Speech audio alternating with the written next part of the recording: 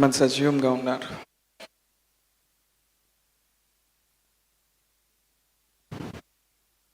ఇక్కడున్న తండ్రులందరికీ త్వరలో తండ్రి స్థానంలోకి నడవబోతున్న వాళ్ళందరికీ కూడా హ్యాపీ ఫాదర్స్ డే.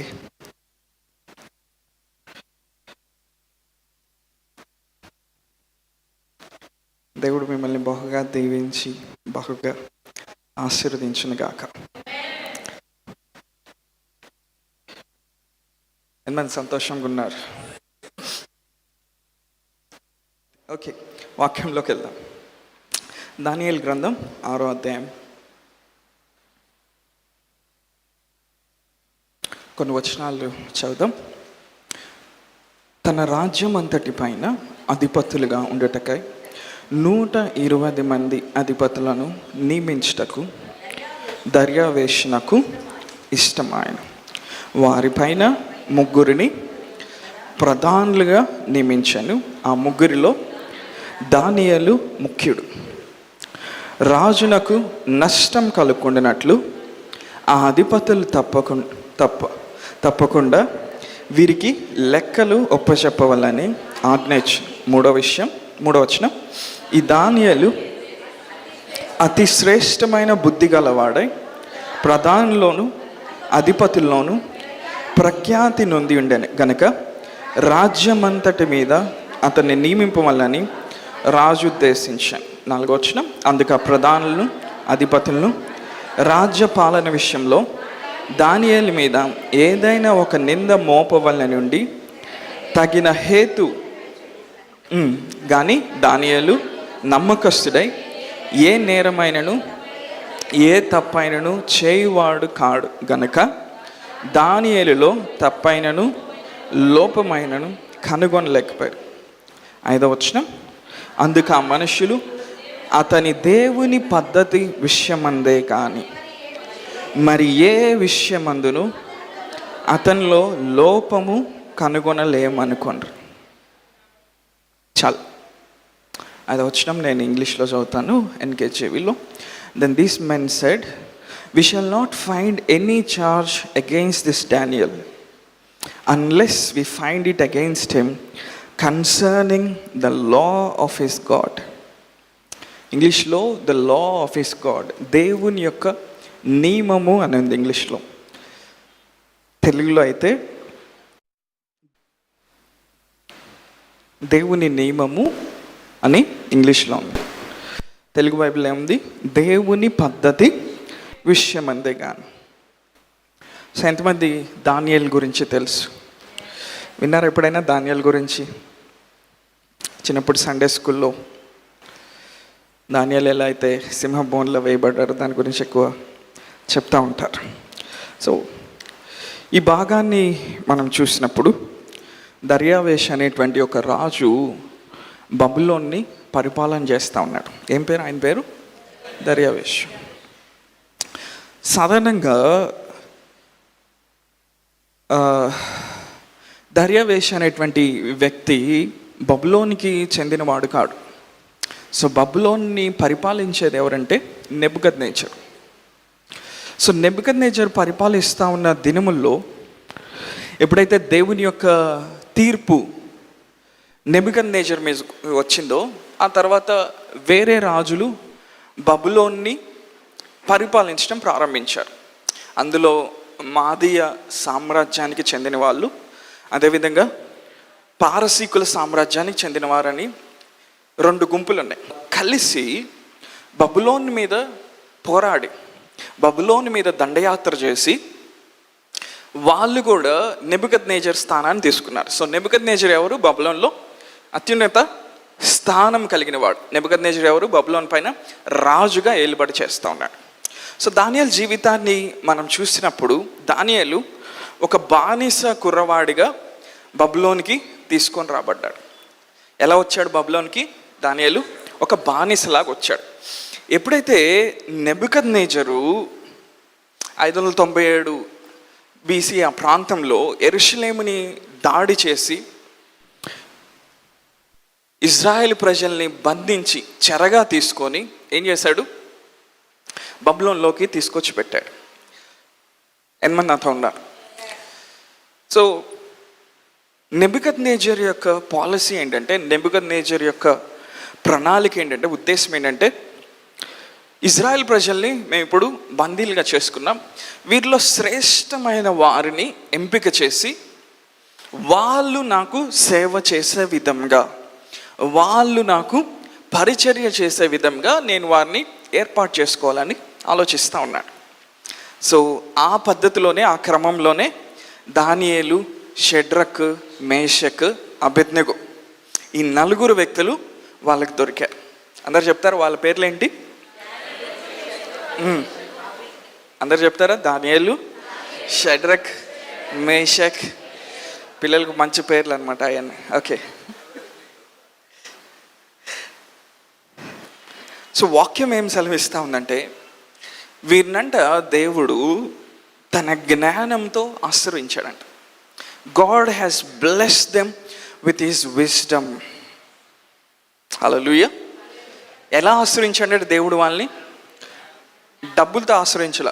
నేను చెప్తున్నా జాగ్రత్త వినండి. బంగారంతో ఆశ్రయించాల, పలుకుబడితో ఆశ్రయించాల, వస్తువులతో ఆశ్రయించాల. దేవుడు ఎలా ఆశ్రయించాడంట? వాళ్ళని జ్ఞానంతో ఆశ్రయించాడంట. జ్ఞానంతో దేవుడు వాళ్ళని ఆశ్రయించినప్పుడు ఆ బబులోన్లో ఉన్న మాంత్రిక విద్యలు చేసేవాళ్ళు, గారడీ విద్య చేసేవాళ్ళు, వాళ్ళందరికంటే 10 రెట్లు జ్ఞానం కలిగిన వారని అధికారులు గ్రహించారు. ఎన్ని రెట్లు అంట? 10 రెట్లు జ్ఞానం కలిగిన వారని. సో వీళ్ళకి ఈ జ్ఞానం ఎక్కడి నుంచి వస్తుందంటే దేవుని వద్ద నుండి వస్తూ ఉంది. హల్లెలూయా. మీరు దేవుని నమ్ముకున్న విశ్వాసులైతే ఒక విషయం మీకు స్పష్టం చేస్తూ ఉన్నాను. దేవుడు జ్ఞానాన్ని నీకు ఆశీర్వాదంగా ఆయన ఇవ్వాలనుకుంటున్నాడు. హల్లెలూయా. అన్ని ఆశీర్వాదాల్లో అత్యున్నతమైన ఆశీర్వాదం ఏంటంటే the wisdom, the spirit of wisdom. ఎవరి మీద అయితే జ్ఞానాత్మ ఉంటుందో, ఎవరైతే దేవుని జ్ఞానంలో కదులుతూ ఉంటారో, ఎవరైతే దేవుని జ్ఞానంలో పనిచేస్తారో, ఈ భూపరిధిలో ఉన్న విలువైన వస్తువులు, విలువైన విషయాలు, విలువైనవన్నీ కూడా వాళ్ళ దగ్గరికి రావటం ప్రారంభమవుతుంది. మనుషులు వాళ్ళని గౌరవిస్తారు, మనుషులు వాళ్ళని సన్మానిస్తారు. హల్లెలూయా. ఈవెన్ ఆత్మీయ ప్రపంచం కూడా ఆ వ్యక్తి యొక్క జ్ఞానాన్ని బట్టి అది కదులుతూ ఉంటుంది. హల్లెలూయా. సో దేవుడు ఇచ్చే ఒక అద్భుతమైన ఆశీర్వాదం ఏంటంటే విశ్వాసులకి జ్ఞానం. ఎంతమంది జ్ఞానం కావాలి? సో జ్ఞానం కావాలంటే ప్రయాసపడితే వస్తుంది జ్ఞానం. హల్లెలూయా. ఈ పక్కన చెప్పు, జ్ఞానం అనేది సింపుల్గా రాదు.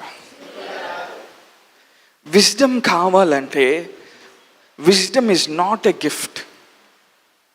నేను చెప్తున్నా, అర్థమైందా? Spirit of wisdom is a gift, but wisdom it self is not a gift. Spirit of wisdom, ఎప్పుడైతే మనం పరిశుద్ధాత్మని పొందామో జ్ఞానాత్మ అనేది మన లోపలికి వచ్చింది. కానీ ఆ జ్ఞానాత్మని ఉపయోగించి ఎవరైతే జ్ఞానాన్ని అభ్యాసంలో పెడతారో వాళ్ళు జ్ఞానవంతులుగా అవుతారు. అంటే జ్ఞానాత్మను పొందుకోవటం అనేది ఒక బహుమానం, కానీ జ్ఞానంలో నడవటం, జ్ఞానంలో ఉత్తీర్ణత సాధించటం లేదా జ్ఞానంలో పరిపక్వత చెందటం అనేది బహుమానం కాదు. అది ఒక పని, అది ఒక అభ్యాసం. ఎంతమంది నాతో ఉన్నారు? సో దేవుడు ఈ 4 కుర్రవాళ్ళని దేంతో ఆశ్రయించాడంట? జ్ఞానంతో ఆశ్రయించాడు. అంత బాగానే ఉంది. ఈ దర్యావేషు రాజు, ఆయన కింద ఏర్పాటు చేసుకున్న మంత్రులు, అధికారులు వాళ్ళు ఏం ఆలోచిస్తూ ఉన్నారంటే, ఎలా అయినా దేవుణ్ణి వెంబడిస్తున్న దానియేలుని పడగొట్టాలి, ఎలా అయినా దానియేలు యొక్క స్థానము తీసేయాలి, ఎలా అయినా దానియేలు యొక్క పేరు ఈ బబులోను సామ్రాజ్యంలో వినపడకుండా చేయాలి. ఎందుకని? దానియేలు ఎదుగుతూ ఉన్నాడు, దానియేలు దేవుని జ్ఞానంలో ఎదుగుతూ ఉన్నాడు, దానియేలు దేవుని యొక్క కటాక్షంలో ఎదుగుతూ ఉన్నాడు. ఏ రాజైనా దానియేలుని చూసినప్పుడు ఆశ్చర్యపోతూ ఉన్నాడు. ఎందుకని? అతనికి దేవుడిచ్చిన జ్ఞానాన్ని బట్టి. హల్లెలూయా. సాధారణంగా రాజులు ఆ రోజుల్లో ఎవరిని పట్టించుకోరు. ఎందుకని? వాళ్ళ దగ్గర సమస్తం ఉంటుంది. నీకు బంగారం కావాలంటే రాజు దగ్గర కంటే ఎవరి దగ్గర ఎక్కువ ఉండదు. లేడీస్ కావాలంటే లేడీస్ ఉంటారు, వాళ్ళకి పని చేసే వాళ్ళు కావాలంటే పని చేసే వాళ్ళు ఉంటారు. భార్యలు కావాలంటే ఆ రోజుల్లో వాళ్ళు ఎంతమందినైనా పోగేసుకోవచ్చు. లేకపోతే ఇంక వాళ్ళకి ఏం కావాలి, విలువైన రత్నాలు, వజ్రాలు, వ్యాపారాలు కావాలంటే అన్ని రాజుల దగ్గర ఉంటాయి. కానీ రాజుల్ని ఎప్పుడు కూడా ఒక విషయం ఆకర్షిస్తుంది. నేనేం చెప్తానంటే, ఒక రెల్మ్లోకి నేను మిమ్మల్ని తీసుకెళ్తున్నాను. మీ స్పిరిట్ కానీ యాక్టివ్గా ఉంటే మీరు అందులో పాల్గొంటారు. రాజులకి ఒక విషయం కావాలి. ఒక విషయము రాజుల్ని వాళ్ళు వండర్ అయ్యేటట్టు చేస్తుంది. ఒక విషయాన్ని రాజులు బాగా ఆస్వాదిస్తారు. వాళ్ళు పాపాలు చేస్తారు, కొన్ని అనవసరమైన చేస్తారు. వాటితో పాటు ప్రతి రాజుకు ఒక క్వాలిటీ ఉంటుంది. ఏంటంటే జ్ఞానాన్ని ఆస్వాదిస్తాడు రాజు. ఎందుకంటే రాజుకి తెలుసు అతను ఒక రాజుగా ఉన్నాడంటే ఆల్రెడీ ఒక జ్ఞానవంతుడు అని అర్థం. ఎందుకంటే ఆ రోజుల్లో సాధారణమైన వ్యక్తులు రాజులుగా అవరు. మేబీ యుద్ధ విద్యల్లో ప్రావీణ్యత చెంది ఉండొచ్చు, లిటరేచర్ చదువుకొని ఉండొచ్చు, గ్రంథాలు చదివి ఉండొచ్చు. అన్నిటికన్నా జ్ఞానం ఏం చేస్తుందంటే ఒక రాజుని కదిలిస్తూ ఉంటుంది. సో రాజు ప్రతిసారి తన రాజ్యంలో ఉన్న వారిని చూస్తూ ఉన్నప్పుడు ఏం చేస్తాడంటే జ్ఞానం కలిగి ఎవరు పనిచేస్తున్నారా అని చూస్తూ ఉంటాడు. అందరు చెప్తారా ఆ మాట ఏంటి? జ్ఞానము కలిగి. వాక్యం ఏం చెప్తుంది? యెహోవా యందు భయభక్తులు కలిగి ఉండేటే జ్ఞానం నాకు మూలం. The fear of the lord is the beginning of wisdom. జ్ఞానం ఎలా ప్రారంభమవుతుందంట? ప్రార్థన చేస్తే ప్రారంభం అవుతుంది. హలో, బైబిల్ చదివితే ప్రారంభం అవ్వదు జ్ఞానం. ఇతరుల్ని ప్రేమిస్తే జ్ఞానం ప్రారంభం అవ్వదు. దేవుని యందు భయభక్తులు కలిగి ఉండడం నేర్చుకుంటాం. ఎవడు దీనుడై నా మాట విని వణుకుచుంటాడో వానిని నేను దృష్టిస్తానన్నాడు. అంటే ఎవరైతే దేవుని ఆత్మ యొక్క స్వరం విని వారి జీవితాన్ని దానికి అనుగుణంగా నడిపించుకుంటారో, దేవుడు ఇది చెప్పాడు కాబట్టి నేను చేస్తాను, దేవుడు సెలవిచ్చాడు కాబట్టి నేను అందులోకి ఎంత కష్టమైనా నడుస్తాను. హల్లెలూయా. దేవుని మార్గంలో నేను వెళ్తాను. ఎంత కష్టమైన శ్రమ వచ్చినా కానీ, ఎంత కష్టమైన పరిస్థితి ఎదురైనా దేవుణ్ణి నేను ప్రేమిస్తాను. ఈరోజు నాకేం జరగట్లేదా, ఈరోజు నా దగ్గర డబ్బులు లేవా, ఈరోజు నా దగ్గర పరిస్థితులు బాగోలేదా, నేను దేవుని వైపు చూస్తాను. I have set my eyes always on the Lord. దావీదేమంటున్నాడు? నా కనుదృష్టిని నేను ఎల్లప్పుడూ యెహోవా మీద ఉంచాను అంటున్నాడు. సో ఎవరైతే ఆయన వైపు చూస్తారో, ఎవరైతే ఆయన ఆజ్ఞలకి లోబడి జీవిస్తారో, ఎవరైతే ఆయన నిజంగా ప్రేమిస్తారో, దేవుడు వాళ్ళకి ఇచ్చే మొట్టమొదటి బహుమానం ఏంటంటే జ్ఞానం. హల్లెలూయా. ఎప్పుడైనా దానియేలు జీవితం చూసినప్పుడు మీలో ఎవరికైనా అనిపించిందా, దేవుడు నాకు కూడా ఇలాంటి జ్ఞానం ఇస్తే ఎలా ఉంటుంది అని? అనిపించలేదా? అనిపించని వాళ్ళు ఎవరైనా ఉన్నారా? దానియేలు జీవితం చూసినప్పుడు ప్రతిసారి అనిపిస్తుంది. నేనైతే ప్రతిసారి నా లోపల అనిపిస్తుంది, ప్రభా ఇలాంటి జ్ఞానం నాకు ఇస్తే ఎంత బాగుంటుంది. డిజైర్, ఏం చేయాలి? కోరిక కావాలి, వాంఛ కలగాలి. ప్రభా ఇలాంటి జ్ఞానం నాకు ఎప్పుడు ఇస్తావు ప్రభా, ఇలాంటి జ్ఞానం నాకు కావాలి ప్రభా. ఎందుకంటే దానియేలుకు ఉండే జ్ఞానం అనేది అది భూప్రపంచం మీద శరీరుల మధ్యలో దొరికే జ్ఞానం కాదు. It's not the wisdom that is present in the realm of men. Philosophers, doctors, scientists, real estate వాళ్ళు, బిజినెస్ పీపుల్, బిజినెస్ టైకూన్స్, వాళ్ళ మధ్యలో తిరిగే జ్ఞానం కాదు దానియేలుకు ఉంది. దేవుని పరిధిలో నుండి వచ్చిన జ్ఞానాన్ని దానియేలు పొందుకున్నాడు. అంటే మర్త్యమైన మనుషుల మధ్యలో ఆ జ్ఞానం లేదు. It is the wisdom of gods అంటారు. దైవములకు ఉండేటువంటి జ్ఞానం అంటారు. హల్లెలూయా. అందరు చెప్తారా మాట? దైవములకు ఉండేటువంటి జ్ఞానం. కీర్తనలో దావీదేమంటాడు? మీరు దైవములు వంటి వారు కారా. యోహాను సువార్తలో యేసుప్రభువు వారు ఏమన్నారు? మీరు దైవములు వంటి వారు కారా. There is a wisdom of gods and there is a wisdom of men. మనుషుల యొక్క జ్ఞానం కూడా ఒక గిఫ్టే. హల్లెలూయా. మనుషుల యొక్క జ్ఞానం కూడా ఒక వరం, ఒక బహుమానం.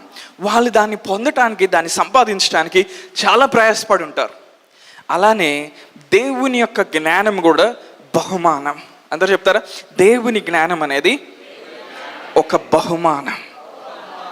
నువ్వు ఎప్పుడైతే దేవుని యందు భయభక్తులు కలిగి జీవించడం ప్రారంభిస్తావో, ఎప్పుడైతే దేవుని మాటని ఉన్నది ఉన్నట్టుగా తీసుకొని ఆ మాటను చూసి నువ్వు భయపడతా ఉంటావు. ఆ మాటను చూసి భయపడటం అంటే అమ్మో దేవుడు ఏదో చెప్పాడు, ఏదో జరిగిపోయింది, ఏదో అయిద్దని కాదు. దేవుడు చెప్పాడు కాబట్టి నేను దాన్ని చేస్తాను. దేవుడు మాట్లాడాడు కాబట్టి నా దగ్గర ఏమీ లేకపోయినా అందులోకి నేను నడుస్తాను. దేవుడు నన్ను చూస్తున్నాడు కాబట్టి ఎలాంటి కష్ట పరిస్థితుల్లో నేను ఉన్నా కానీ ఆయన మాటకి నేను విధేయత చూపిస్తాను. అది దేవుని యందు దేవునికి భయపడటం అంటే. హల్లెలూయా. సో అలా మనం జీవిస్తూ ఉన్నప్పుడు దేవుడు ఏం చేస్తా అంటే జ్ఞానంతో ఆయన మనల్ని బ్లెస్ చేస్తాడు. నీ పక్కన ఉన్న వ్యక్తి చెప్పు, జ్ఞానంతో దేవుడు నిన్ను ఆశ్రయించాలనుకుంటున్నాడు. ఆ లైన్ చాలా సింపుల్గా ఉంది, అవునా? ఆ లైన్ అర్థం అవ్వాలంటే సామెతల గ్రంథం చదవాలి. సొలొమోను ఏమన్నాడు? నీ ఇష్ట వస్తువులన్నిటితో అది సమానం కాదు. వాక్యం ఏం చెప్తుంది? జ్ఞానము సంపాదించుకోవడానికి ప్రయాసపడాలంట. హల్లెలూయా. కానీ జ్ఞానం ఎలా ప్రారంభమవుతుంది? దేవునికి భయపడటం నువ్వు ప్రారంభించినప్పుడు, దేవుని యందు భయభక్తులు కలిగి ఉండటం నువ్వు ప్రారంభించినప్పుడు. ప్రియమైన దేవుని బిడ్డలారా, నేను ఒక విషయాన్ని స్పష్టంగా చెప్పాలనుకుంటున్నాను. అదేంటంటే బైబిల్లో రాయబడినవన్నీ దేవుడు మన కోసమే ఇచ్చాడు. దానియేలు గురించి దేవుడు రాసి పెట్టాడంటే దానియేలు ఏం పొందుకున్నాడో క్రీస్తు ద్వారా, పరిశుద్ధాత్మ ద్వారా నువ్వు అది పొందుకోవటానికి నువ్వు అర్హుడు. హల్లెలూయా. వాళ్ళేదో చాలా గొప్పవాళ్ళు, మనం ఏదో చాలా అల్పులం అని కాదు. దేవుడు పక్షపాతి కాడు. God is not a man to show partiality. పక్షపాతం చూపించడానికి ఆయన మనిషి కాదు. ఎవరైతే ఆయనకి లోబడతారో, ఎవరైతే ఆయన్ని ప్రేమిస్తారో, ఎవరైతే ఇష్టపడి ఆయన మార్గంలో నడుస్తారో వాళ్ళని జ్ఞానంతో దేవుడు ఆశ్రయిస్తాడు. ఈ సంవత్సరం 2వ భాగంలో ఒకటి జరగబోతోంది. దేవుడు ఏం చేస్తా అంటే జ్ఞానంతో ఆయన మనల్ని ఆశ్రయిస్తూ ఉన్నాడు. నీ పక్కన వ్యక్తి చెప్తూ, నీ మీదకి వచ్చే పవర్ఫుల్ బ్లెస్సింగ్ దేవుని జ్ఞానం. మళ్ళొకసారి చెప్తారా? ఏంటది? నీ మీదకి వచ్చే శక్తివంతమైన ఆశీర్వాదం ఏంటంటే ద విజ్డమ్ ఆఫ్ గాడ్. మనుషుల యొక్క జ్ఞానము అని నేను అనట్లా, అన్నానా? మనుషుల యొక్క జ్ఞానం కాదు, దేవుని యొక్క జ్ఞానం. దేవుని యొక్క జ్ఞానం అనేది మర్త్యమైన మనుషులు ఎదుట దాచిపెట్టబడి ఉంది. It is hidden from the mortal realm. అదృశ్యమైన లోకంలో నుండి అది రావాలి, పరలోక ప్రపంచంలో నుండి రావాలి, దేవదూతల ద్వారా తీసుకొని రాబడాలి, పరిశుద్ధుల ద్వారా తీసుకొని రాబడాలి. దేవుడు మాట్లాడినప్పుడు ఆయన నోటి మాటలో నుండి అది రావాలి. వేరే విధంగా ఆ జ్ఞానం రాదు. లోక జ్ఞానం ఎట్లా వస్తుంది? మనం గ్రంథాలు చదవాలి, మనం బుక్స్ చదవాలి, మనం లెక్చర్స్ వినాలి, మనం ఫిలాసఫర్స్ని టచ్ చేయాలి, మార్కెట్ గురించి మనం తెలుసుకోవాలి, ఎకానమీ స్టడీ చేయాలి, అవునా? ఇవన్నీ చేస్తూ ఉంటే ఏమొస్తుంది? మనకి లోక జ్ఞానం వస్తుంది. హల్లెలూయా. ఎంతమందికి లోక జ్ఞానం అంటే ఇష్టం? ఏంటండి, ఇష్టం లేదా? లోక జ్ఞానం లేకపోతే నువ్వు లోకంలో ఏం చేయలేవు. కన్ఫ్యూజ్ అవ్వమాకండి, లోక జ్ఞానం కూడా కావాలి. హల్లెలూయా. ఈ స్టాక్స్ ఇక్కడ తీసి ఇక్కడ ఎట్లా పెట్టాలి, ఏ సిప్లో కట్టాలి, ఎలాంటి మ్యూచువల్ ఫండ్స్లో ఇన్వెస్ట్ చేయాలి, ఎందులో డబ్బులు పెట్టి ఎప్పుడు డబ్బులు తీయాలి, ఇవన్నీ లోక జ్ఞానం మీద ఆధారపడి ఉంటాయి. సో మనకేం కావాలి? లోక జ్ఞానం కూడా కావాలి. దానికి ముందు మనకేం కావాలంటే దేవుని జ్ఞానం కావాలి. హల్లెలూయా. జ్ఞానాన్ని ఏం చేయాలంట? వెతకాలంట. You need to search for wisdom. జ్ఞానం కోసం ఏం చేయాలంట? ప్రయాసపడాలి. జ్ఞానం కోసం ఏం చేయాలి? వెతకాలి. జ్ఞానం వచ్చే కొద్దీ నీ లైఫ్ ఇంప్రూవ్ అవుతూ ఉంటుంది. జ్ఞానం వచ్చే కొద్దీ నీ జీవితం అభివృద్ధి చెందుతూ ఉంటుంది. గత సంవత్సరం నువ్వు ఆత్మీయంగా ఎక్కడున్నావో ఈరోజు కూడా నువ్వు ఆత్మీయంగా అక్కడే ఉన్నామంటే నీకు ఆత్మ సంబంధమైన జ్ఞానం నువ్వు పొందలేదని అర్థం. గత సంవత్సరం నువ్వు ఆర్థికంగా ఎక్కడున్నావో ఈరోజు కూడా ఆర్థికంగా అక్కడే ఉన్నావంటే దేవుని జ్ఞానం నీకు రాలేదని అర్థం. హలో, ఎంతమంది ఉన్నారు? అంటే మనం ఎప్పుడైతే మన మనస్సు మారుతూ ఉంటుందో, ఏమవుతూ ఉంటుంది? మనస్సు మారుతూ ఉంటుంది. దేన్ని బట్టి మారుతుంది? జ్ఞానం బట్టి మారుతుంది.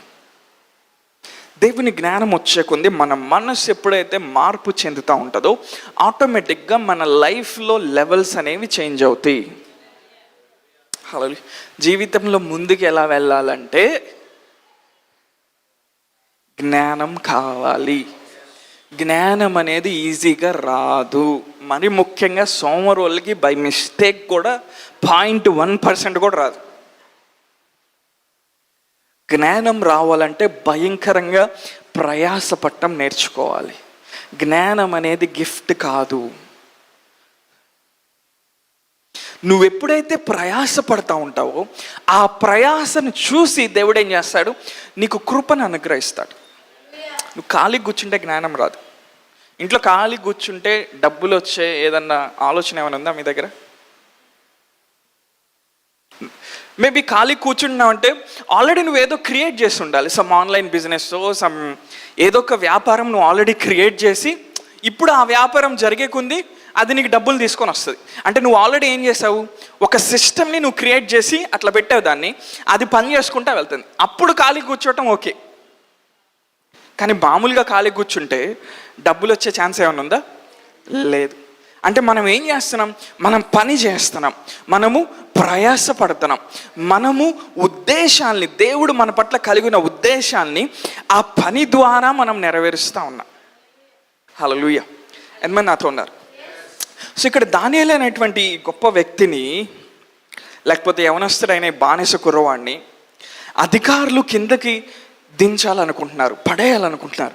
వాక్యం ఏం చెప్తుందంటే దానియేలులో ఏ లోపము లేదంట. ఏంటంట? ఏ లోపము లేదంట. ఆలోచించారు ఎప్పుడైనా? బానిస కుర్రవాడిగా వెళ్ళాడు, దేవుని జ్ఞానంతో పైకి వస్తూ ఉన్నాడు. ఏ లోపము లేదంట దానియేలులో.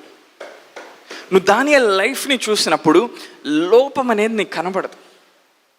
అతను మాట్లాడే దాంట్లో కానీ, అతను చూసే దాంట్లో కానీ, అతడు పనిచేసే దాంట్లో కానీ, ఆ రాజ్యం యొక్క బాధ్యతలు నెరవేర్చే విషయంలో కానీ ఏ లోపము లేనివాడంట దానియేలు. హల్లెలూయా. ఎంతమంది ఆఫీసెస్లో పనిచేస్తూ ఉన్నారు? సార్ మీ చేతులు పైకి ఎత్తారా? మీ గురించి చెప్పగలుగుతారా ఈ సాక్ష్యం? మీ ఆఫీస్లో ఉన్న బాస్, మీ ఆఫీస్లో మీతో పనిచేసేవాళ్ళు, ఈ వ్యక్తిని నేను 5 సంవత్సరాల నుంచి చూస్తున్నాను, ఈ వ్యక్తిని నేను 10 సంవత్సరాల నుంచి చూస్తున్నాను, ఇతనిలో ఏ లోపం లేదండి. మీ గురించి చెప్పగలిగితే మనుషులు మీ గురించి చెప్పడం మాత్రమే కాదు, దేవుని ఆశీర్వాదం మీ మీదకి రావటం మీరు చూస్తారు. హల్లెలూయా. ఎంతమంది నాతో ఉన్నారు? దానియేలులో ఏ లోపం లేదంట. కానీ ఒక విషయంలో దానియేలుని పట్టుకోవాలని చూసారంట. ఇందాక మనం 5వ వచనంలో చూసాం. అదేంటి? అందుకు ఆ మనుషులు అతని దేవుని పద్ధతి విషయమందే కానీ, concerning the law of his God, దేవుని పద్ధతి విషయమందే కానీ మరి ఏ విషయమందును అతనిలో లోపము కనుగొనలేమనుకోండి. దేవుని పద్ధతి విషయమందే కానీ. సో దర్యావేష్ కింద ఉన్న వాళ్ళు ఏం చేశారు? ఒక విగ్రహాన్ని తయారు చేసి అందరూ, రాజ్యంలో ఉన్న వాళ్ళందరూ వచ్చి ఆ విగ్రహానికి మొక్కాలని ఒక కండిషన్ పెట్టారు, ఒక నియమాన్ని పెట్టారు. కానీ దానియేలుకి ఎవడికి పడితే వాడికి మొక్కే అలవాట్లేదు. దానియేలు ఎక్కడ పడితే అక్కడ చేతులు చాపేవాడు కాదు.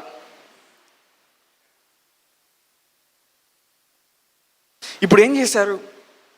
రాజుకి కంప్లైంట్ చేసి చెప్పారు, దానియేలు అనే వ్యక్తి ఉన్నాడు, మీరు దేని మీద అయితే సంతకం చేశారో ఆ నియమాన్ని దానియేలు పాటించట్లేదు, వెంటనే ఇతను ఏం చేయాలి? సింహాల బోన్లో వేయాలని ఆజ్ఞ ఇచ్చారు. దానియేలులో ఎక్కడ లోపం లేదంట. వాళ్ళు ఏమంటున్నారు? దేవుని విషయం అందే కానీ, concerning the law of his God.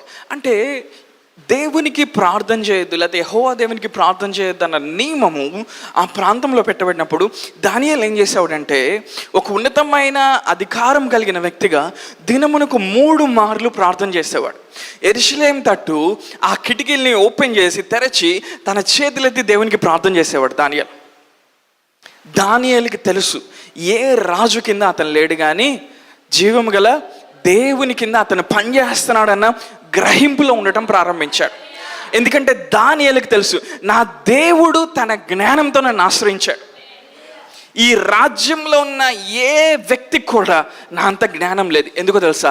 దేవుని ఆశీర్వాదము జ్ఞానం రూపంలో నా మీద ఉందని దానియేలు గ్రహించాడు. అలాంటి దేవుణ్ణి నేను ఆరాధించకుండా ఎలా ఉంటాను? హల్లెలూయా. ఈ విషయాలన్నీ మనం పరిశీలన చేసి చూస్తూ ఉన్నప్పుడు రాజుల్ని నిలబెట్టేది దేవుడే. రాజ్యాధికారం వాళ్ళకి ఇచ్చేది ఎవరు? దేవుడే. 2వ అధ్యాయం 21వ వచనంలో ఆ మాట ఉంటుంది. దేవుడు ఏం చేస్తాడంట? ఒకసారి చదువుతాను మీకోసం ఆ మాట. ఆయన కాలంలను సమయంలను మార్చివాడయండి, రాజులను త్రోసివేయచ్చు నియమించు ఉన్నవాడును, వివేకులకు వివేకమును జ్ఞానులకు జ్ఞానమును అనుగ్రహించువాడినై ఉన్నాడు. రాజులను త్రోసివేయచ్చు నియమించచ్చు ఉన్నవాడును. దేవుడు ఏం చేస్తాడంట? రాజులను లేపుతాడంట, మరలా రాజులను త్రోసివేస్తాడంట. అంటే దేవుడే రాజులను లేపాడు. నేను చెప్తాను, చాలా జాగ్రత్తగా ఆలోచించండి. దర్యావేషుని లేపింది దేవుడే. దర్యావేష్ కింద ఉన్న అధికారుల్ని లేపింది దేవుడే. ఆలోచిద్దాం. ఎప్పుడైనా ఆలోచించారా? దర్యావేష్ దేవుని తెలుసుకున్నవాడా? కాదు. దర్యావేష్ కింద ఉన్న వాళ్ళు దేవుని తెలుసుకున్న వాళ్ళు కాదు. కానీ రాజ్యాధికారం చేయటానికి వాళ్ళకి కృప ఇవ్వబడింది. నేనేం చెప్తున్నాను గ్రహిస్తున్నారా? అర్థమవుతుందా? కనీసం ఇక్కడే ఉన్నారా? వాళ్ళు దేవుని తెలుసుకున్న వాళ్ళు కాదు. వాక్యం ఏం చెప్తుంది? రాజుల్ని లేపేది దేవుడే, రాజుల్ని త్రోసివేసేది దేవుడే. దర్యావేషు దేవుని తెలుసుకున్నవాడు కాదు. నెబుకద్నెజరు దేవుని తెలుసుకున్నవాడు కాదు. బెల్షస్సరు దేవుని తెలుసుకున్నవాడు కాదు. అవునా? కోరేషు రాజు దేవుని తెలుసుకున్నవాడు కాదు. కానీ వాళ్ళని లేపింది ఎవరంటే దేవుడు. ఆలోచించారా? వాళ్ళకి ఆ కృప ఎట్లా ఇవ్వబడుతుంది? ఆలోచించారా? ఇదేంటండి వాక్యం ఏం చెప్తుంది? 2వ అధ్యాయంలో రాజులను లేపేది ఎవరంట? దేవుడే. దేవుడే లేపేటట్టయితే ఆయన్ని తెలియని వారిని ఆయన ఎందుకు లేపుతున్నాడు?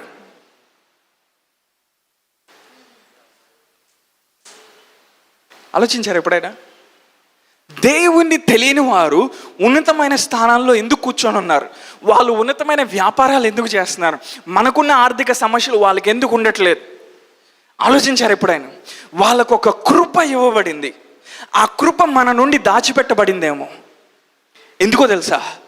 మనం ఎప్పుడైతే దేవుడు మనకిచ్చిన అధికారంలో మనం లెగవటం మొదలు పెడతామో, దేవుడు వాళ్ళని డిస్ప్లేస్ చేసి మనల్ని అక్కడ తీసుకొని వెళ్ళి పెట్టాలనుకుంటున్నాడు. అంటే వాళ్ళని చూసి దేవుడు ఏమంటున్నా అంటే రోషం తెచ్చుకొని నన్ను వెంబడించమంటున్నాడు. హల్లెలూయా. రాబోతున్న సంవత్సరాల్లో ఎమ్మెల్యేలు, ఎంపీలు, మినిస్టర్లు, చీఫ్ మినిస్టర్లు, ప్రైమ్ మినిస్టర్లు దేవుడు తన సంఘంలో ఉండి లేపునుగాక. హల్లెలూయా. ఒక టైం రాబోతా ఉంది. కొంచెం భారతదేశం ఇప్పుడే కొంచెం వీటిలో కొంచెం గ్రహింపు వస్తుంది. సడన్గా ఆలోచిస్తున్నారు. ఓల్డ్ జనరేషన్ వాళ్ళు కొంతవరకు ఆలోచించేవాళ్ళు, ఈ జనరేషన్ వాళ్ళు కొంతవరకు కానీ తర్వాత రాబోతున్న తరం వాళ్ళు ఇలాంటివన్నీ చదువుతారు బైబిల్లో. వాళ్ళు చదివి ఏమంటారంటే దేవునితో, ప్రభా ఇదేంటి ప్రభా, ఇది ఎట్లా ఉంది, దీన్ని మేము మార్చాలి ప్రభా అని వాళ్ళు పూనుకుంటారు అంతే. హల్లెలూయా. దేవుడు అలాంటి వాళ్ళ కోసం ఆయన చూస్తూ ఉన్నాడు. దేవుడు ఏ స్థానంలోకి నిన్ను పిలిచాడు ఆ స్థానంలోకి నువ్వు లేచేంత వరకు ఆయన వెయిట్ చేస్తూ ఉంటాడు. హల్లెలూయా. అందుకని ఆయన నిన్ను ప్రేమిస్తూ ఉంటాడు. అందుకని నువ్వు ఎన్ని తప్పులు చేసినా, ఎన్ని పొరపాట్లు చేసినా మళ్ళా తను చేయబట్టుకొని ఆయన నిన్ను లేపుతూ ఉంటాడు. ఎందుకో తెలుసా? నీకు ఒక స్థానాన్ని ఇచ్చాడు దేవుడు. ఆయన కుమారుడిగా నీకు ఒక స్థానం ఇచ్చాడు. ఆత్మీయ ప్రపంచంలో, పరలోక ప్రదేశంలో క్రీస్తుతో పాటు కూర్చుండబెట్టబడిన ఒక స్థానాన్ని దేవుడు నీకు ఇచ్చాడు. సమస్తమైన శక్తి, ప్రభుత్వం, ఆధిపత్యం, ప్రధాని, అధిపతి కంటే ఒక ఉన్నతమైన స్థానము క్రీస్తు కూర్చొని ఉన్న స్థానం. ఆ స్థానాన్ని ఆయన నీకు బహుమానంగా ఇచ్చాడు. హల్లెలూయా. ఇది నా పొజిషన్ అని నువ్వు ఎప్పుడైతే ఆ రియాలిటీకి అవేకన్ అవుతావో, మేల్కొల్పు చెందుతావో, నీ జీవితంలో బాహ్య సంబంధమైన పరిస్థితులు మారడం ప్రారంభమవుతాయి. హల్లెలూయా. ఈ మధ్య కొన్ని విషయాలు నేను చదువుతూ ఉన్నప్పుడు ఒక విషయం గురించి నేను బాధపడతా ఉన్నా. ఏ రోజులైతే నేను సరిగ్గా ప్రార్థన చేయలేదో, ఏ రోజులైతే నేను సరిగ్గా దేవుని వాక్యం దగ్గర కూర్చోలేదో వాటి విషయమై నేను బాధపడ్డాను. అర్థమైంది ఏం చెప్పాను? ఎందుకో తెలుసా? దేవుడు అన్యాయస్తుడు కాదు. దేవుని దగ్గర లోతైన జ్ఞానం ఉంది. He can create things. ఈరోజు నువ్వు ఏ ప్రాబ్లంలో గుండా వెళ్తున్నావు, దేవుని జ్ఞానం వస్తే దాన్ని దాటి ఎలా వెళ్ళాలో నువ్వు నేర్చుకుంటావు. దేవుని జ్ఞానం నీకు వస్తే ఆ ప్రాబ్లం రిపీట్ అవ్వకుండా ఎలా చేయాలో నేర్చుకుంటావు. దేవుని జ్ఞానం నీకు వస్తే ఆ ప్రాబ్లంతో సఫర్ అవుతున్న ఒక 1000 మందిని నువ్వు అమాంతంగా బయటికి తీసుకొని వచ్చేస్తావు. హల్లెలూయా. కొన్ని విషయాలు మనం ఊరికనే సఫర్ అవ్వవు మన లైఫ్లో. కొన్ని విషయాల్లో ఊరికనే మనం శ్రమపడం. దేవుని యొక్క ప్రణాళిక ఉంది దాని వెనకాల. There is God's plan behind it. Hallelujah. ఎంతమంది నాతో ఉన్నారు? మనం ఎప్పుడైతే దేవునితో నడవడం ప్రారంభిస్తామో, ఆయన వాక్యాన్ని విలువగా ఎంచడం ప్రారంభిస్తామో, దేవుని ఆత్మ మన జీవితంలో కార్యం చేయటం మొదలు పెడతాడు. మనకి గ్రహింపు అవుతుంది, అరే ఇంతకాలము ఈ సమస్యలో నేను సఫర్ అయ్యానంటే నాకు ఇప్పుడు అర్థమవుతుంది, ఇలాగ బాధపడుతున్న వాళ్ళందరినీ నేను బయటికి తీసుకొని రావడానికి పిలువబడ్డాను. హల్లెలూయా. మేబీ నువ్వు ఆర్థిక విషయాల్లో బాగా చాలా సంవత్సరాల నుండి నువ్వు సఫర్ అయి ఉంటే, శ్రమపడి ఉంటే, ఇబ్బంది పడి ఉంటే, దేవుడు ఒకరోజు నేను లేపుతాడు. అలాంటి వాళ్ళ జీవితాలందరి జీవితాలు కూడా నువ్వు మార్చేస్తావు. ఎంతమంది నమ్ముతా ఉన్నారు? ఒకసారి చప్పట్లు కొట్టాను దేవునికి. హల్లెలూయా. కొన్ని శ్రమల్లో గుండా మనం ఊరికనే వెళ్ళం. ఆయన సిలువ మీద శ్రమ పడ్డాడు. ఎందుకో తెలుసా? శ్రమపడే వాళ్ళందరినీ పర్మనెంట్గా ఆయన విడిపించడానికి. ఆయన సిలువ మీద పడిన శ్రమ ఎప్పటికీ వృధాగా పోలా. ఎందుకో తెలుసా? ఈ దినము లక్షల మంది, కోట్ల మంది, 100 కోట్ల మంది ఆయన వైపు చూసినప్పుడు, ఆ సిలువ వైపు చూసినప్పుడు వాళ్ళ శ్రమలో నుండి, వాళ్ళ సూసైడల్ థాట్స్లో నుండి, వాళ్ళ డిప్రెషన్లో నుండి, వాళ్ళ ఫైనాన్షియల్ ప్రాబ్లమ్స్లో నుండి, వాళ్ళ పెయిన్లో నుండి, వాళ్ళ పేదరికంలో నుండి, వాళ్ళ క్యాన్సర్ వ్యాధుల్లో నుండి, వాళ్ళ కిడ్నీస్ వ్యాధుల్లో నుండి, వాళ్ళ డౌన్ సిండ్రోమ్లో నుండి, వీటన్నిటిలో నుండి బయటకు వస్తూ ఉన్నారు. ఎందుకో తెలుసా? ఆయన శ్రమ పడ్డాడు. ఆయన శ్రమలో నుండి మనకు విడుదల కలుగుతా ఉంది. హల్లెలూయా. నీ జీవితంలో కొన్ని విషయాల్లో నువ్వు శ్రమ పడతా పైకి వచ్చాను. క్రైస్తవులుగా ఆర్థిక విషయాల్లో మనం శ్రమ పడతా పైకి వచ్చి ఉంటాం. అందరు కాదు, ఎక్కువ మంది. God has a plan behind it. దాని వెనకాల దేవుని యొక్క ప్రణాళిక ఉంటుంది. దేవుడు మేబీ నేను చూశాడు. ఒకరోజు నువ్వు ఒక కంపెనీ పెట్టి 1000 మందికి ఉద్యోగం ఇవ్వటం దేవుడు చూశాడేమో. 1000 కుటుంబాలను పోషించడం దేవుడు చూశాడేమో. దేవుని కుమారుడిగా నీ స్థానంలోకి నువ్వు రావటం మొదలు పెట్టే కొంది దేవుడు నిధుల్ని నీకు పంపించడం మొదలు పెడతాడు. ఎక్కడ ద్వారాలు మూయబడినో దేవుడు అక్కడ ద్వారాలు తెరవటం మొదలు పెడతాడు. దేవుడు నిన్ను ఆశ్రయించేందుకు తెలుసా? నువ్వు సంఘానికి ఆశీర్వాదకరంగా ఉండటానికి, సమాజానికి నువ్వు ఆశీర్వాదకరంగా ఉండటానికి. దేవుడు నిన్ను ఆశ్రయించినప్పుడు ఇంకో విషయం జరుగుతుంది తెలుసా? నీ బంధువులందరూ ఆశ్రయించబడతారు. ఎందుకని? వాళ్ళ పిల్లల ఫీజులన్నీ నువ్వే కట్టేస్తావు. వాళ్ళకు వీసా రాకపోతే నువ్వే వెళ్ళి కూర్చొని వీసా వచ్చేటట్టు చేస్తావు. కానీ చాలామంది ఎలా జీవిస్తున్నారు ఈరోజు? దేవుడు నన్ను ఒక్కడనే ఆశ్రయించాడు, ఇది నాకు ఒక్కడికే. దేవుడు పైకి తీసుకురాడు సుమా. దేవునికి టర్మ్స్ అండ్ కండిషన్స్ ఉంటాయి. నీ స్వార్థాన్ని నువ్వు వదిలేసకుంది దేవుని ఆశీర్వాదాన్ని నువ్వు చూస్తావు. మన భూమి మీద ఉన్న నియమం ఏంటి? మనం ఇస్తూ ఉంటే, మనం ఇతరుని లేపుతూ ఉంటే వాళ్ళు మనల్ని మరలా అటాక్ చేస్తారు కదా. ఒక సాఫ్ట్వేర్ బాగా ఎక్స్పీరియన్స్ ఉన్న వ్యక్తి తన కింద జూనియర్ ట్రైనీస్కి తొందరగా నేర్పించడు. ఎందుకని? వాళ్ళు నేర్చుకుంటే వాళ్ళు ఓన్గా కంపెనీ పెట్టుకొని వాళ్ళు ఆశ్రయించబడతారని టాప్ డాక్టర్స్ ఉంటారు. ఇప్పుడు చెన్నై అపోలో హాస్పిటల్లో కానీ కొన్ని హాస్పిటల్స్ ఉంటాయి. అక్కడ పనిచేసే డాక్టర్స్ వాళ్ళు ఏషియాలోనే టాప్ డాక్టర్స్ అయి ఉంటారు, లేకపోతే ప్రపంచంలోనే టాప్ డాక్టర్స్ అయి ఉంటారు. వాళ్ళు కొన్ని సర్జరీస్ ఎలా చేస్తారో, కొంత నాలెడ్జ్ వాళ్ళ దగ్గర ఏది ఉందో అది వేరే వాళ్ళకి తొందరగా చెప్పరు. ఎందుకో తెలుసా? వేరే వాళ్ళకి చెప్పారంటే వాళ్ళు కూడా 100 కోట్లు నెలకి సంపాదించడం మొదలు పెడతారు. అందుకే ఈజీగా చెప్పరు. నేను ఫస్ట్లో ఏం చెప్పా, జ్ఞానం అనేది ఈజీగా రాదు. ఎంతమంది నాతో ఉన్నారు? దేవుడు తన జ్ఞానాన్ని మనకు అనుగ్రహించాలనుకుంటున్నాడు ఈ సీజన్లో. హల్లెలూయా. ఆయన వాక్యం ధ్యానించే కొంది, నువ్వు ప్రార్థన చేసి ఆయన సన్నిధిలో సమయం గడుపుతా, ఆయన ఆత్మస్వరం నువ్వు వినే కొలది. ఇది సింపుల్ బేసిక్ ప్రాసెస్. దానియేలంట ఏ లోపం లేదంట దానియేల్లో. దానియేల్ని వాళ్ళు ఏం చేస్తున్నారంటే, మన భాషలో చెప్పాలంటే సిబిఐ వాళ్ళు వచ్చి ఇన్వెస్టిగేషన్ చేస్తున్నారు. ఏ తప్పు ఉంది దానియేల్లో చూస్తున్నారు. దానియేలు సోమరుడా కాదా? దానియేలు ఏదైనా రాజ్యంలో ఫైల్స్ని పెండింగ్లో పెట్టాడా? వర్క్ చేయట్లేదా సరిగ్గా? లేదు, అందులో కూడా లోపం లేదు. దానియేలు మంచి ఆరోగ్యం కలిగి ఉన్నాడా? కలిగి ఉన్నాడు, అందులో కూడా లోపం లేదు. ఎందుకని? అందరు మాంసాలు తింటుంటే మనోడు కూరగాయలు తిని వాటర్ తాగి పైకి వచ్చినాడు. అవునా?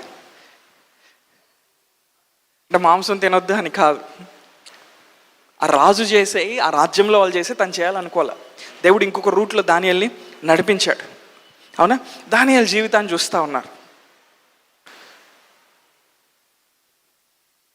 దానియేలు దివాలా తీసినోడా? కాదు. సరే, సెకండ్ గాండ్రం పిలుచుకొని వచ్చారు, మాంత్రికుల్ని పిలుచుకొని వచ్చారు, చేతబడులు చేసే వాళ్ళని పిలుచుకొని వచ్చారు. అసలు ఈ వ్యక్తి సంగతి ఏంటి?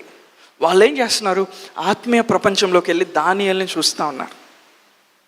రాజుగారికి నెబుకద్నెజర్కి ఎప్పుడైతే కళ వచ్చిందో, ఆ దేశంలో ఎవ్వరు కూడా ఆ కళని చెప్పలేకపోయారు. ఆ దేశంలో ఏ మాంత్రిక విద్య చేసేవాళ్ళు, ఏ ఆత్మీయ ప్రపంచంలో తిరిగే వాళ్ళు ఎవరు కూడా భావాన్ని చెప్పలేకపోయారు.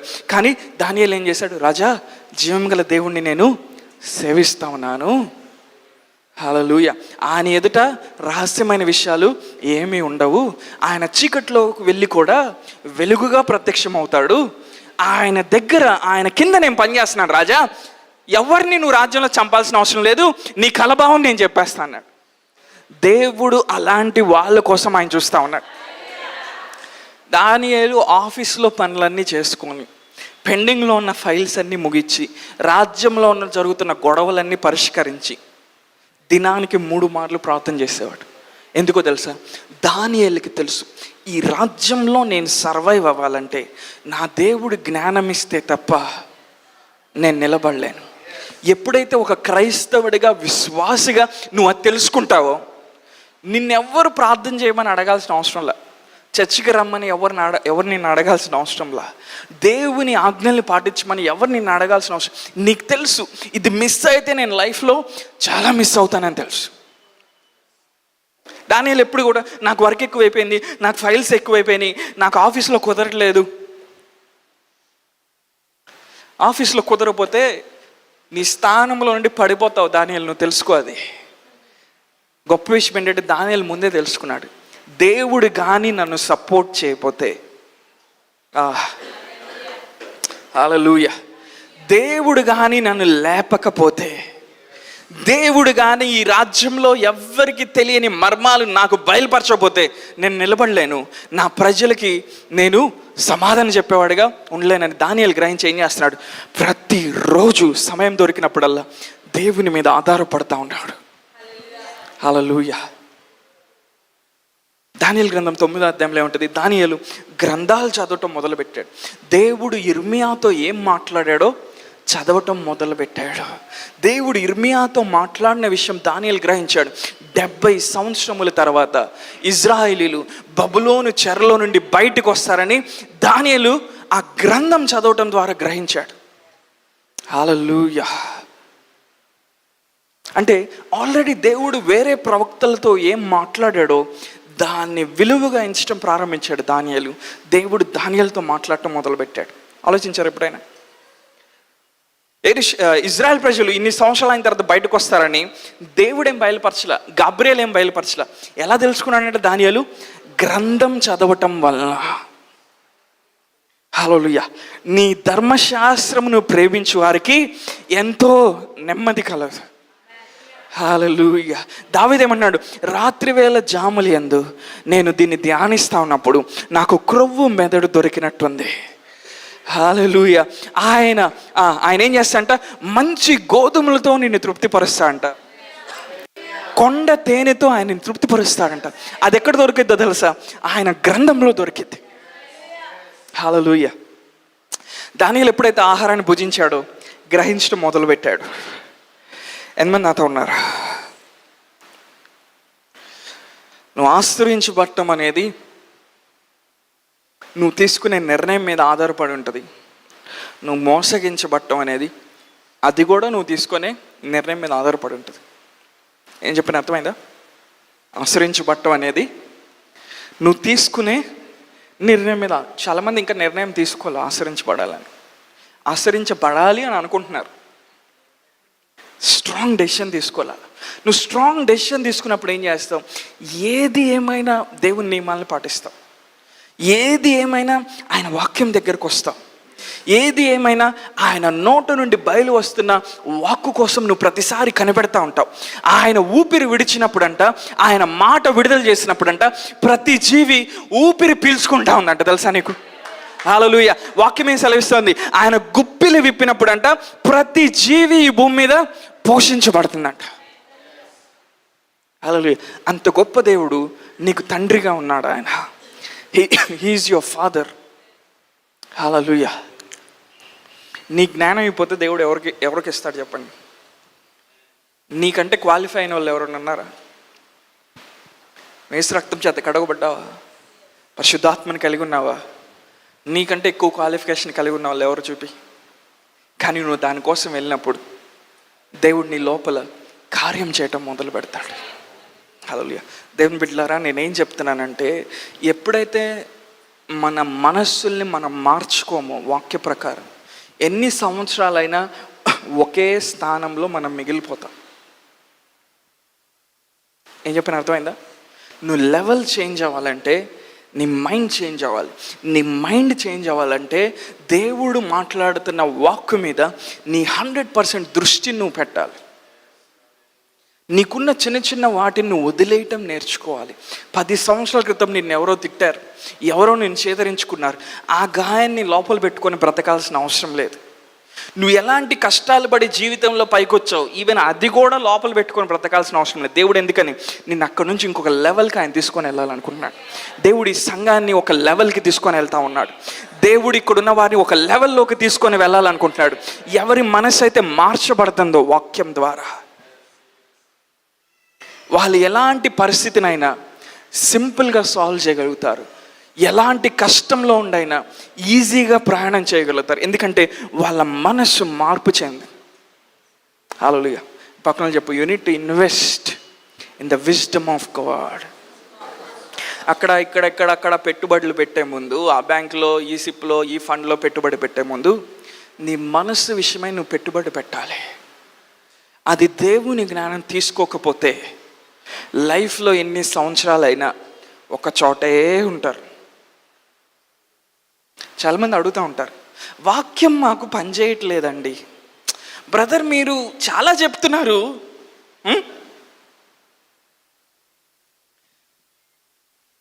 ఈ టాప్ ఫ్లోర్లో ఎంత చేంజ్ వచ్చిందమ్మా?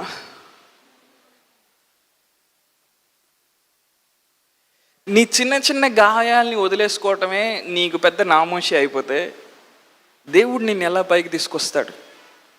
దేవుడు ఒక స్థానంలో నిన్ను పెట్టినప్పుడు రాళ్ళు వేయటం కాదు, బండరాలు తీసుకొని కొట్టాలని మనుషులు చూస్తారు. నువ్వు చిన్న చిన్నయే తట్టుకోలేకపోతే నీ ప్రాసెస్ ఎందుకు డిలే అవుతుంది? అర్థమైందా? అపవాదికి ఒక టెక్నిక్ తెలుసు. నిన్ను దేవుడు భయంకరంగా ఆశ్రయిస్తాడని వాడికి తెలిసి వాడు ఏం చేస్తాడు తెలుసా? ప్రతిసారి నీ గతాన్ని తీసుకొచ్చి నీకు చూపిస్తాడు.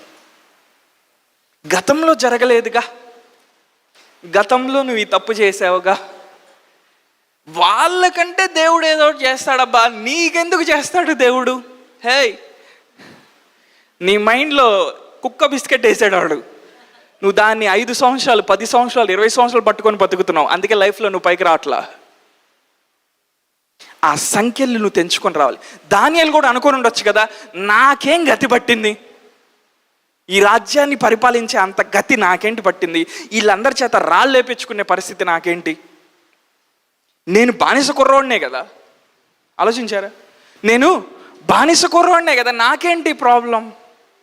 నేనెందుకు ఇంత కష్టపడాలి, నేనెందుకు ఇంత ప్రయాసపడాలి, నేనెందుకు దేవుని మీద ఇంత ఆధారపడాలి, రాజులాగా ద్రాక్షరసం తాగి కాలు మీద కాలు వేసుకొని బీచ్ ఒడ్డున నేను కూర్చోవచ్చు కదా అని దానియేలు అనుకోవట్లా. దానియేలుకి తెలుసు, నా దేవుడు నన్ను పిలుస్తున్నాడంటే, నా దేవుడు నన్ను లేపబోతున్నాడంటే నా ప్రభావం కింద, నా శక్తి సామర్థ్యం కింద రాజ్యాలనే కంట్రోల్ చేయబడతాయి. హల్లెలూయా. ఆలోచించారు ఎప్పుడైనా? దేవుని కుమారుని ఆయన అలా లేపుతా ఉన్నాడు. దేవుని ప్రణాళిక ఏంటో తెలుసా? నువ్వు చిన్న చిన్నవి చేయటం కాదు, చిన్న చిన్నవి నువ్వు జయించటం కాదు, నీ ద్వారా రాజ్యాలని ఆయన కదిలించాలనుకుంటున్నాడు. నీ ద్వారా ఆయన పట్టణాలు కదిలించుకోవాలనుకుంటున్నాడు. మీ అందరూ వినట్లే ఆ వాక్యం, కానీ కొంతమంది రిసీవ్ చేసుకుంటున్నారు. వాళ్ళతో నేను మాట్లాడుతున్నా. దేవుని ప్రణాళిక అదే. దేవుడేమన్నాడు? నన్ను అడుగు, జనములు నీకు స్వాస్థ్యం గాను, భూమిని దిగంతముల వరకు నీకు సొత్తుగానే ఇస్తానన్నాడు దేవుడు. నువ్వు నడిచి వెళ్ళినప్పుడంట నీ వెలుగులో, యెషయా గ్రంథంలో వాక్యం ఏం చెప్తుంది? నీ వెలుగులో దేశములు నడుస్తాయి అంట. హల్లెలూయా. అది ఎంత గొప్ప ఆశీర్వాదం. నువ్వు అప్పు చేసేవాడిగా ఉండవు, కానీ దేశములకు నువ్వు అప్పిచ్చేవాడిగా ఉంటావు. హల్లెలూయా. దేవుని యొక్క ప్రణాళిక అది. నువ్వు అందులోకి రమ్మని పరిశుద్ధాత్మ దేవుడు నేను పిలుస్తా ఉన్నా. హల్లెలూయా. ఎంతమంది నాతో ఉన్నారు?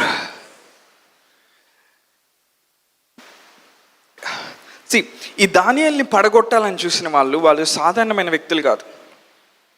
వాళ్ళ ఆ దేశంలోనే అత్యంతమైన జ్ఞానం కలిగిన వారు, టాప్ మోస్ట్ పీపుల్ అన్నమాట. జ్ఞానం కలిగిన వారు, వాళ్ళ ఇంటెలిజెన్స్ చాలా గొప్పగా ఉండేది.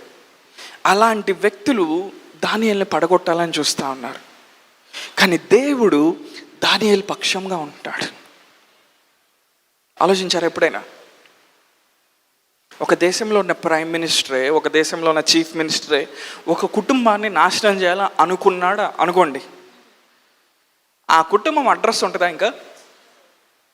అలాంటి వ్యక్తులే దానియేలుని నాశనం చేయడానికి లెగుస్తూ ఉన్నారు. దర్యావేషుకి దానియేలు అంటే ఇష్టం. ఎందుకని? రాజులు, ఇందాక ఒక మాట చెప్పారు, రాజులు జ్ఞానం బట్టి కదిలించబడతారు. దానియేలు జ్ఞానం చూసి దర్యావేషు ఏం చేస్తున్నాడు? దానియేలుని ప్రేమించడం మొదలుపెట్టాడు.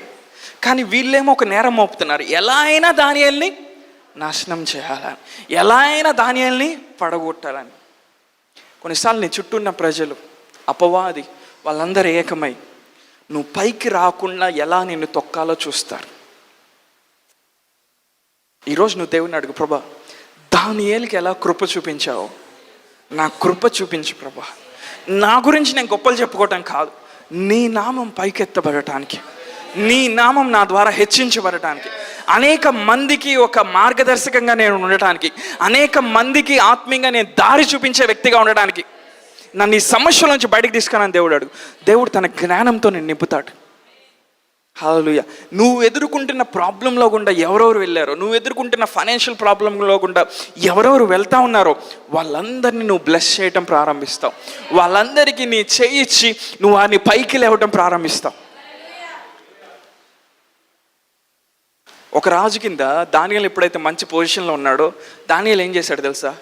రాజా, నాకు ఇంకో 3 స్నేహితులు ఉన్నారు, వాళ్ళని కూడా తీసుకొచ్చి కూర్చోబెట్టి, నీకు కావాలంటే ఇంటర్వ్యూ చేసుకో వాళ్ళని కూడా. వాళ్ళు సామాన్యమైన వాళ్ళు కాదు, వాళ్ళు కూడా నాలాగే విషయం కలిగిన వాళ్ళు. హల్లెలూయా.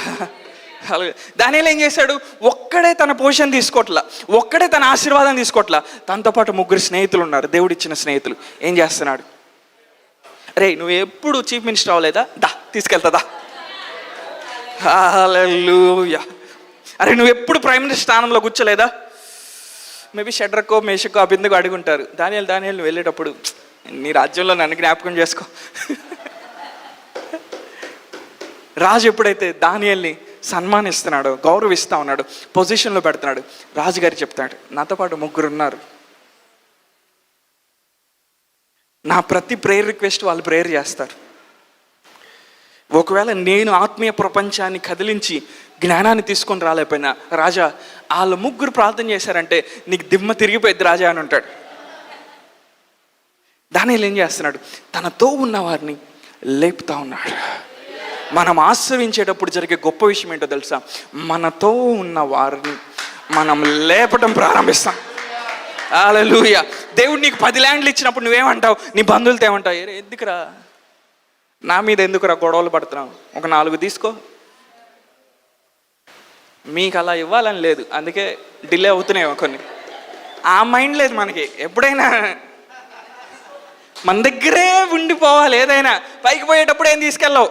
హలో, దేవుడు నేను ఇక్కడ పెట్టింది ఆయన ఉద్దేశాలు నెరవేర్చడానికి.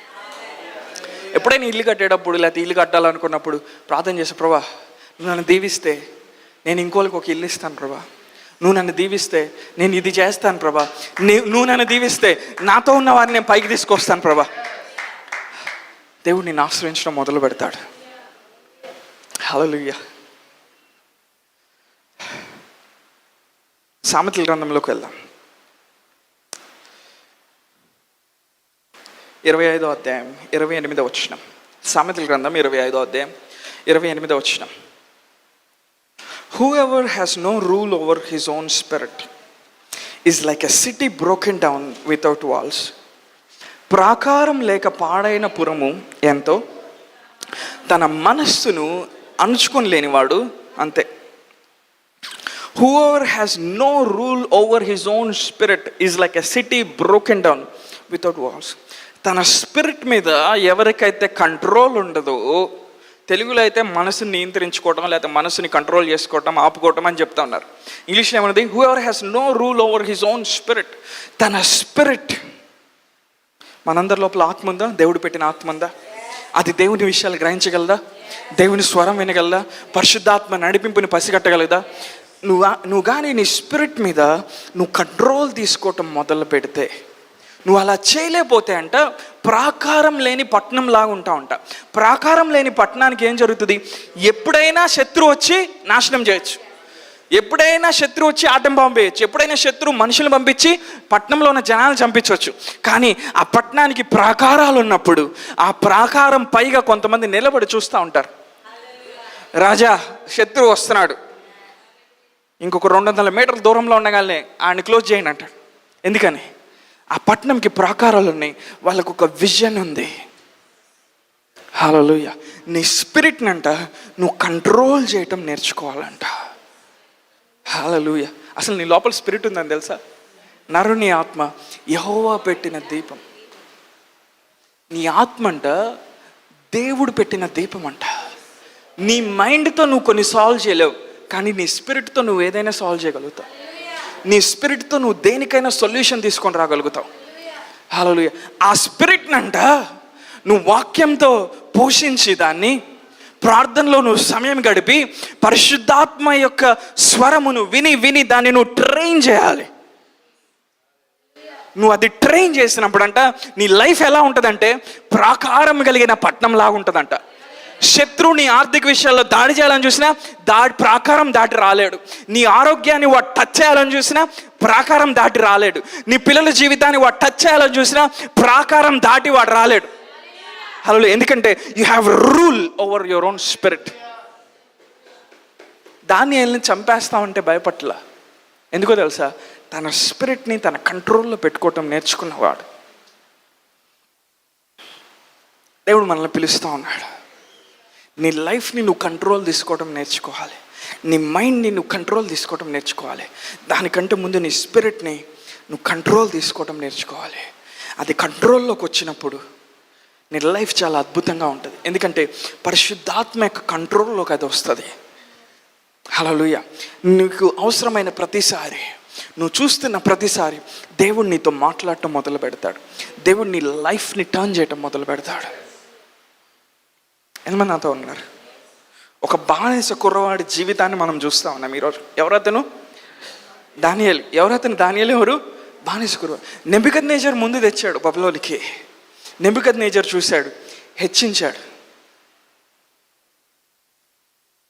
తర్వాత నెబుకద్నెజరు రాజ్యంలో నుండి వెళ్ళిపోయాడు. తర్వాత దర్యావేష్ వచ్చాడు. దానికి ముందు బెల్షస్సర్ వచ్చాడు. అవునా? బెల్షస్సర్ వచ్చినప్పుడు కూడా దానియేలు హెచ్చించడం మొదలుపెట్టాడు. దర్యావేష్ వచ్చినప్పుడు కూడా దానియేలు అంటే ఏ రాజు వచ్చినా, నేను చెప్తున్న జాగ్రత్తగా గమనించండి, ఏ రాజు వచ్చినా దానియేలుని చూస్తున్నారు, దానియేలు మీద కటాక్షం చూపిస్తున్నారు. ఒక్క నెబుకద్నెజర్ మాత్రమే హెచ్చించట్లా దానియేలుని. ఎవరు అధికారంలోకి వచ్చినా, హల్లెలూయా, ఎవరు రాజ్యాన్ని ఏలుబడి చేస్తున్నా దేవుని కుమారుని యొక్క కటాక్షం నిలిచిపోయి ఉంటుందని దానియేలు చెప్తా ఉన్నాడు మనకి. హల్లెలూయా. దేవుని కుమారులకి దేవుడు చూపించే కటాక్షం, పరిస్థితులు బాగోపోయినా, వైరస్లు వచ్చినా, భూకంపాలు వచ్చినా, ఆర్థిక మాంద్యం కలిగిన దేవుని కుమారులకి దేవుడు చూపించే కటాక్షం. హల్లెలూయా. దానియేలు చూసినప్పుడు ఏమన్నారు? ఎక్సలెంట్ స్పిరిట్ అన్నారు, శ్రేష్టమైన ఆత్మ కలిగిన వాడు అన్నాడు. హల్లెలూయా. బెల్షస్సర్ చూసినప్పుడు ఏమన్నాడు? హెచ్చించడం మొదలుపెట్టాడు. దర్యావేష్ చూసినప్పుడు ఏమన్నాడు? హెచ్చించడం మొదలుపెట్టాడు. ఎందుకని? అదే ఎక్సలెన్స్ దానియేలులో కనబడతా ఉంది. 3-4 రాజుల కింద దానియేలు హెచ్చించబడిన తర్వాత 8వ అధ్యాయం 9వ అధ్యాయంలోకి వచ్చేసరికి 21 దినములు దేవుడు ఏదో చూపించాడని దానికోసం దానియేలు ఉపవాసం ఉండి ప్రార్థన చేస్తున్నాడు. అది దానియేలు అంటే. హల్లెలూయా. ఏంటండి, ఒక రాజ్యంలో ప్రైమ్ మినిస్టర్ ఉన్నవాడికి ఒక రాజు కాదు హెచ్చించింది, 3-4 రాజులు దానియేలుని చూడటం, పొజిషన్కి తీసుకురావటం, దానియేలుని చూడటం, పొజిషన్కి తీసుకురావటం. దేవుడు ఏదో మాట్లాడని దాని గురించి తెలుసుకోవడానికి 21 రోజులు పోరాడుతూ ఉన్నాడు. దానియేలు పోరాడుతూ ఉన్నప్పుడు గబ్రియేలు పోరాడుతూ ఉన్నాడు. ఆత్మీయ ప్రపంచంలో గబ్రియేలు పోరాడుతూ ఉన్నాడు దానియేలు దగ్గరకు వచ్చి సమాచారం ఇవ్వడానికి. గబ్రియేలు పోరాడుతూ ఉన్నప్పుడు పారసీకుల అధిపతి అంట ఆత్మీయ ప్రపంచంలో వచ్చి అడ్డుపడతా ఉన్నాడంట. అంటే ఎప్పుడైతే మాదీయులు, పారసీకులు బబులోను రాజ్యాన్ని ఆక్రమించుకున్నారో, వాళ్ళని పరిపాలన చేసే ఆ ఆత్మీయ అధిపతి ఆ కంట్రీని కంట్రోల్ తీసుకోవటం మొదలుపెట్టారు. ఎంతమంది నాతో ఉన్నారు? ఇంగ్లాండ్ దేశము మనల్ని పరిపాలించారు 150 సంవత్సరాల దాకా. వాళ్ళు ఎప్పుడైతే పరిపాలిస్తూ ఉన్నారో వాళ్ళని కంట్రోల్ చేసే ఆ ప్రిన్సిపాలిటీ, ఆ స్పిరిచువల్ పవర్ ఇండియాని కంట్రోల్ చేయటం మొదలుపెట్టింది. ఆ తర్వాతే ఇండియాలో schools, colleges, railways, postal department ఇవన్నీ వచ్చినాయి. అంతకుముందు లేవు. హలో, ఎంతమంది నాతో ఉన్నారు? ఎప్పుడైతే మాదీయులు, పారసీకులు కలిసి బబులోని ఏలుబడి చేయటం మొదలుపెట్టారో దానియేలు ప్రార్థన చేస్తూ ఉన్నాడు సమాచారం తెలుసుకోవడానికి. కానీ ఆత్మీయ ప్రపంచంలో యుద్ధం జరుగుతూ ఉంది. దానియేలు వదిలిపెట్టట్లే. ఎందుకని? దేవుడు దానియేలుతో ఇజ్రాయెల్ గురించి మాత్రమే మాట్లాడాలనుకోవట్లా. కొన్ని వందల సంవత్సరాల తర్వాత దావీదు కుమారుడు రాబోతా ఉన్నాడు భూమి మీదకి. ఆయన వచ్చిన తర్వాత రాజ్యం ఎలా ఉండబోతుంది దాని గురించి కూడా దేవుడు మాట్లాడాలనుకుంటున్నాడు. కొన్ని వందల సంవత్సరాల తర్వాత జరగబోయేదాన్ని దేవుడు ఎవరితో మాట్లాడుతున్నాడు? దానియేలుతో మాట్లాడుతున్నాడు. ఎందుకంటే దేవునికి చెప్పుకోవడానికి ఎవరు లేరు అప్పుడు. హల్లెలూయా. ఈరోజు దేవుడు నిన్ను ట్రస్ట్ చేయగలడా? ఈరోజు దేవుడు నిన్ను నమ్మగలడా? నీ లైఫ్లో నెక్స్ట్ ఏం జరగబోతుందో నీకు చూపించిన వెంటనే నువ్వు అది చేస్తావని దేవుడు నమ్మగలడా? నేను చాలామంది కంప్లైంట్ చేస్తారు కదా, దేవుడు నాతో ఏం మాట్లాడట్లా, నా జీవితంలో ఏం కాదట్లా. హలో, దానియేలు ఎప్పుడైనా ఒక్క మాట అన్నాడా? నా జీవితంలో ఏం జరగట్లేదని. సింహభూమిలో వేసిన తర్వాత బయటకు వచ్చిన తర్వాత కూడా దర్యావేషుని ఎప్పుడైనా నోరు తెరిచి తిట్టాడా దానియేలు? లేదు. దేవుడు అలాంటి వాళ్ళని ఈ తరంలో ఆయన లేపుతా ఉన్నాడు. కంప్లైంట్ చేసేవాళ్ళు కాదు, కష్టంగా ఉందని చెప్పేవాళ్ళు కాదు. నా దేవుడు ఇచ్చిన బలంను బట్టి, నా దేవుడు ఇచ్చిన శక్తిని బట్టి నేను దీన్ని ఎలా అయినా దాటి వస్తానని ఆ నిర్ణయం తీసుకున్న వాళ్ళు, లోపల పూనుకున్న వాళ్ళు. హల్లెలూయా. పౌలు ఏమంటున్నాడు? నేను సంఖ్యలలో బంధించబడ్డాను తిమోతి, కానీ నా లోపల ఉన్న దేవుని వాక్యము బంధించబడలేదు. ఈరోజు నువ్వు ఏ పరిస్థితిలో ఉన్నా దేవుని వాక్యం నీ దగ్గరకు వస్తూ ఉంది. నీ జీవితాన్ని మార్చి, నువ్వు బంధకంలో ఉండొచ్చు కానీ నీ లోపల ఉన్న దేవుని వాక్యం బంధించబడలా. దాని వైపు నువ్వు చూస్తే నీకు మేలు కలుగుతుంది. హల్లెలూయా. ఎక్కడున్నారు అక్కడ కళ్ళు మూసుకుంటారు.